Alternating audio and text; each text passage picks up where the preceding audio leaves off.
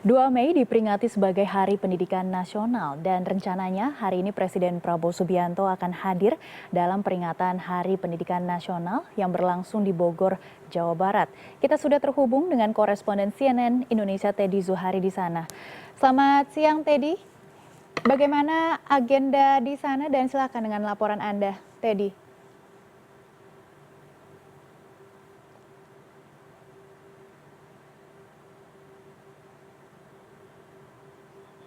Siang Maggie, betul sekali bahwa hari ini kita memperingati Hari Pendidikan yang selalu diperingati pada setiap tanggal 2 Mei. Dan untuk tahun 2025 ini, pemerintah dalam hal ini Presiden Prabowo Subianto akan datang mengunjungi salah satu sekolah di kawasan Kota Bogor, Jawa Barat yang agendanya rencananya akan dilakukan setelah sholat Jumat siang nanti.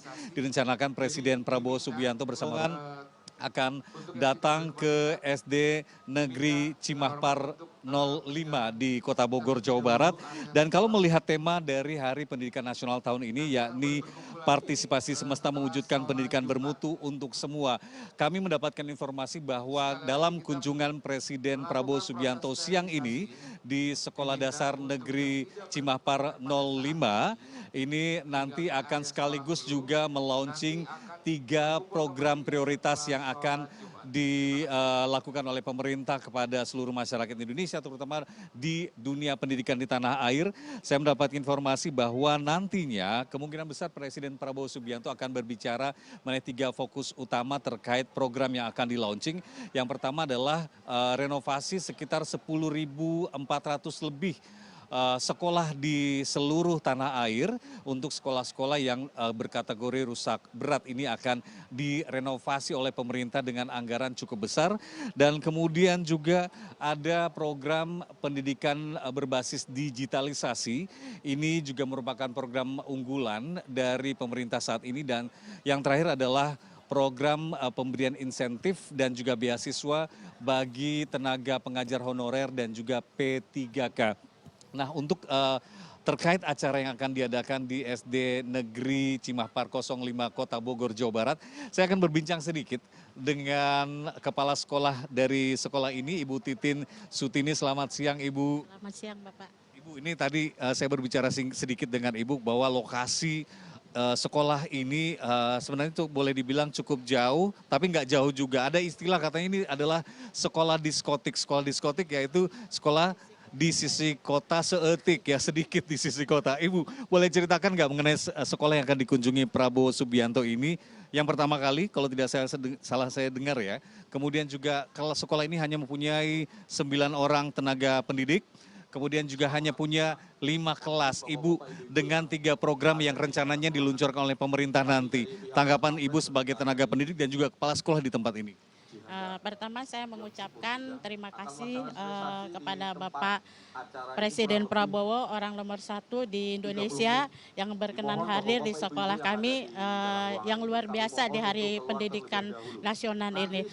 Mengenai renovasi sekolah, kami amat sangat menyambut baik karena dengan adanya renovasi sekolah, karena untuk fisik ya Mas ya, untuk fisik itu bisa meningkatkan, membuat nyaman siswanya, aman dalam proses belajar mengajar.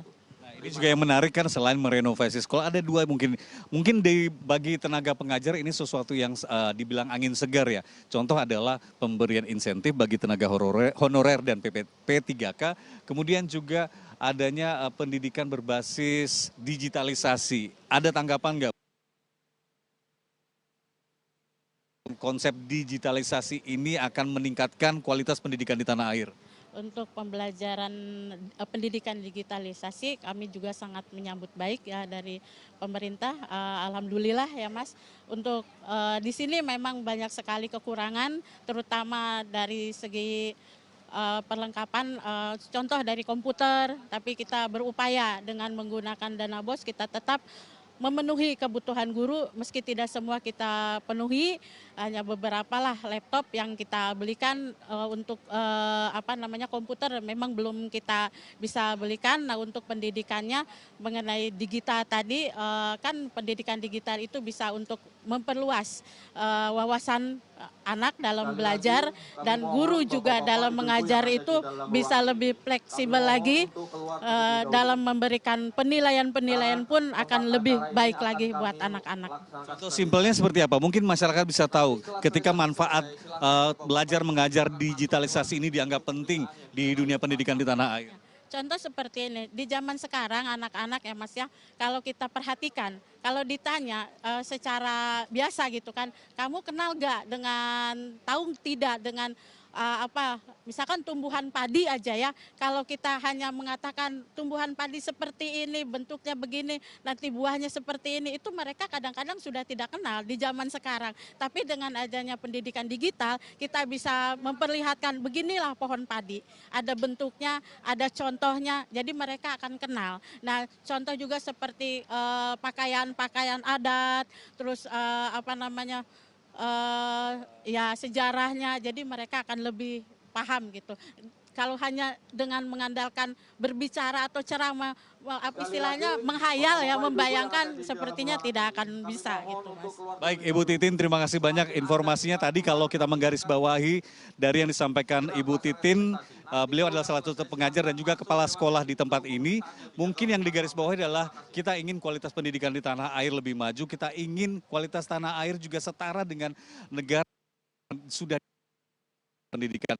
Tentu dengan 3 program yang diluncurkan oleh pemerintah yang akan disampaikan oleh Presiden Prabowo Subianto siang ini dalam memperingati Hari Pendidikan Nasional tahun 2025. Tentu kita berharap ada perbaikan mengenai dunia pendidikan di tanah air. Kita kembali ke studio bersama Maggie. Maggie silakan. Baik, kami akan terus memantau perkembangan dan juga program-program yang akan diluncurkan nanti. Terima kasih Teddy Zuhari atas laporan Anda. Selamat bertugas kembali.